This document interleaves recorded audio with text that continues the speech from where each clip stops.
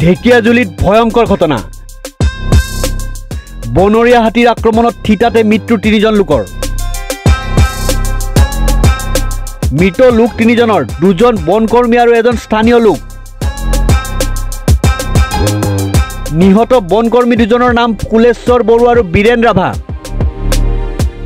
আনহাতে স্থানীয় লোকজনৰ নাম যতন তাঁতী ঢেকিয়াজুলিৰ ধিৰাই মাজুলীত সংঘটিত হৈছে এক শোকাবহ ঘটনা বনৰীয়া হাতীৰ আক্ৰমণত নিহত হয় 2 জন বনকৰ্মী সহ এজন স্থানীয় লোক নিহত বনকৰ্মী 2 জনৰ নাম কুলেশ্বৰ বৰুৱা আৰু বীৰেন ৰাভা বুলি জানিব পৰা গৈছে আনহাতে নিহত স্থানীয় লোকজনৰ নাম যতন তাঁতী বুলি জানিব পৰা গৈছে স্থানীয় লোকৰ পৰা জানিব পৰা অনুসৰি যতন তাঁতী নামৰ স্থানীয় লোকজন পথেৰে গৈ থকা অৱস্থাত বনৰীয়া হাতীটোৱে আক্ৰমণ কৰি হত্যা কৰে আনহাতে নিহত বনকৰ্মী 2 জনে হাতীটোক খেদিবলৈ যাওঁতেই বনৰীয়া হাতীটোৱে তেওঁলোক 2 জনকে আক্ৰমণ কৰি হত্যা কৰে ইতিমধ্যে ঘটনাস্থলীত বন বিভাগৰ লোক উপস্থিত হৈছে